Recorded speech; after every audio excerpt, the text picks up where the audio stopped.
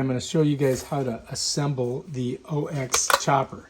This is the chopping, ready to go, but when you want to assemble it, you got to put it on lock. The way you do that is push down and turn clockwise. Push down, turn clockwise. Once you've done that, then you can take and put this on. So this you put on like this. You got to hold this top part. If you don't, it spins. All right, so you hold the top part and just turn it. You see how it kind of connects in there? To get it off, I go the opposite way.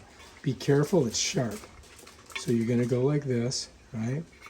Once you get here, you're going to grab it here and twist it, and bam, you're ready to go.